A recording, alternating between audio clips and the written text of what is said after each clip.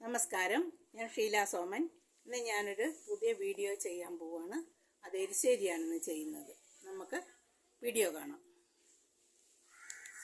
പയർ വേവിച്ച് വെച്ചത് ഉപ്പിട്ട് വേവിച്ച് വെച്ചിരിക്കുകയാണ്.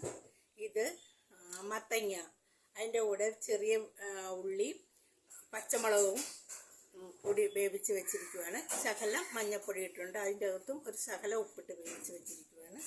ഇത് തേങ്ങ അരച്ചതിൻ്റെ കൂടെ ഇത്തിരി മഞ്ഞൾ, ചെറിയ ജീരകം, 2 വെളുത്തുള്ളി, ചെറിയ ഉള്ളി 2 ഒരു പച്ചമുളകും കൂടി അരച്ച് വെച്ചിട്ടുണ്ട്. ഇത് ഉണക്കമുളക്.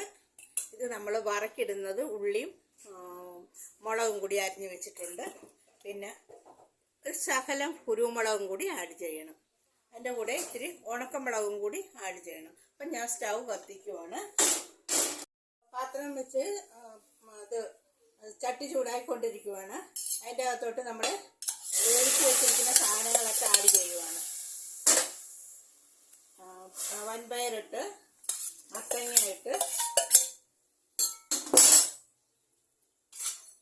മത്തങ്ങയും ഈ പയറും കൂടി ഒന്ന് ചെറുതായിട്ടൊന്ന് ഉടച്ചെടുക്കണം. രണ്ടും കൂടി ഒന്നിച്ച് ഉടയ്ക്കുവാണെങ്കിൽ ഉടച്ചെടുത്താൽ മതി.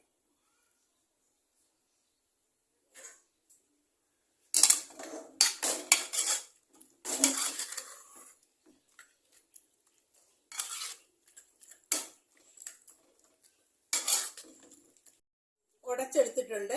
ഇനി അതൊന്ന് തിളയ്ക്കട്ടെ. എല്ലാം വേവിച്ച് വെച്ചതല്ലേ, ഇനി അതൊന്ന് തിളയ്ക്കട്ടെ.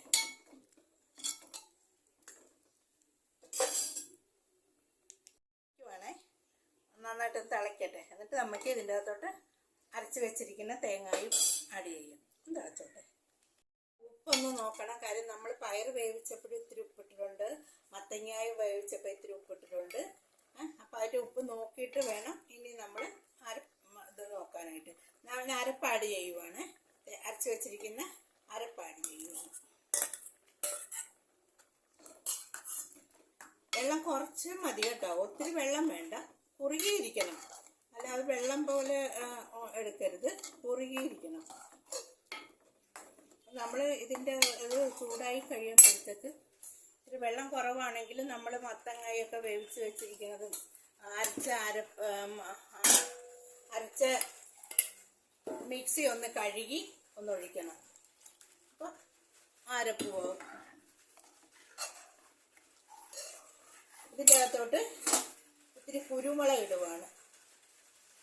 ശകലം, ഒത്തിരി ഇടരുത്. കുരുമുളക് ശകലം ഇടാം. കാര്യം കുരുമുളകിൻ്റെ ഒരു ടേസ്റ്റ് ഇത്തിരി മതി. അതിൻ്റെ കൂടെ ഇത്തിരി ചില്ലി പൗഡർ, മുളക് പൊടി, നല്ല കളർ കിട്ടും, ഒരു ബ്രൗൺ കളർ വേണം, അതും കൂടി ആഡ് ചെയ്യണം. അതും കുറച്ചേ ഇടാവുള്ളൂ, ശകലം.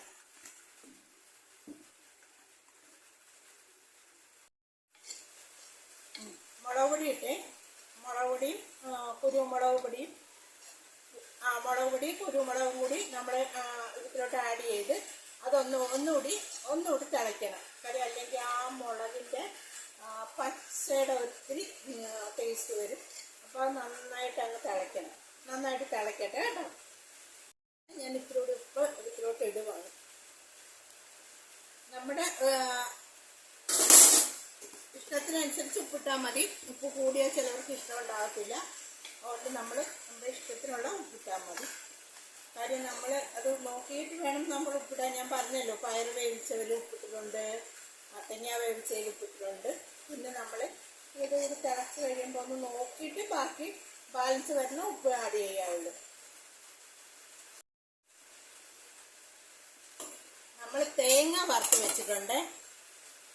തേങ്ങ അത് ബ്രൗൺ കളർ ആകുന്നവരെ തേങ്ങ വറുത്ത് വെക്കുക. അത് കൂടുതൽ മൂപ്പാകരുത്, അത് കരിഞ്ഞു പോകും. കരിഞ്ഞ ടേസ്റ്റ് ഈ കറിക്ക് വരത്തുള്ളൂ. അപ്പോൾ നമ്മൾ ഒരു ബ്രൗൺ കളർ ആകുന്നത് അത് ഞാൻ ഇത് തിളച്ച് ഞാനത് ആഡ് ചെയ്യുവാണ്. അത് നന്നായിട്ട് ഇളക്കി കൊടുക്കണം.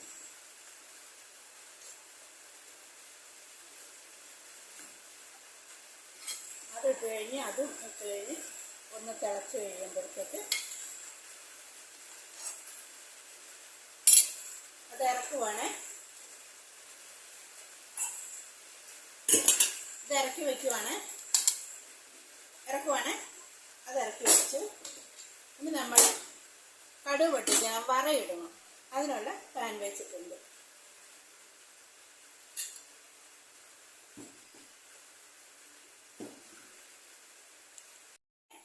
ഓയിൽ ഒഴിച്ച് കൊടുക്കുവാണേ. കുറച്ച് ഓയിൽ ഒഴിച്ചാൽ മതി.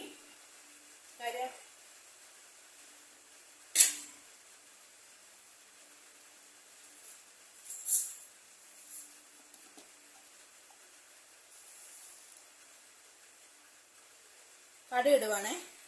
കടുക് മതി, ഉലുവ ഒന്നും ഇടണ്ട ഇതിൻ്റെ കൂടെ.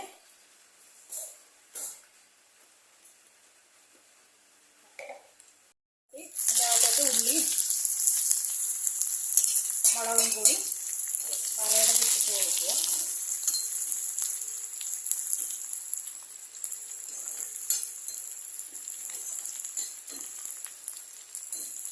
മൂക്കാണേ, വറ മൂത്ത് വരുവാണേ. ഇത്തിരി മൂക്കണേ.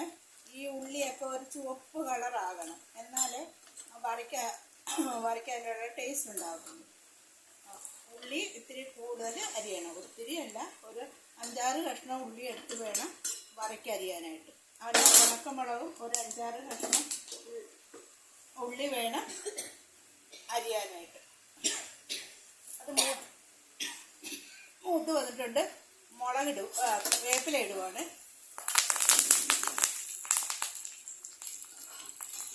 വേപ്പില പൊട്ടിച്ചടിക്കുന്നു.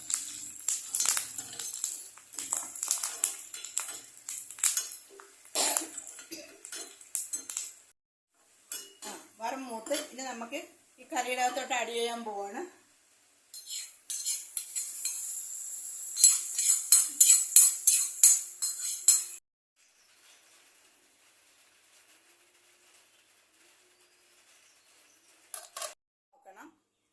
കറി ഇത് കണ്ടിരിക്കുമ്പോൾ തന്നെ സബ്സ്ക്രൈബ് ചെയ്യാൻ മറക്കരുത്. ലൈക്ക് ചെയ്യണം, ഷെയർ ചെയ്യണം, ബെൽ ബട്ടൺ അമർത്തണം, കമൻസ് ചെയ്യണം.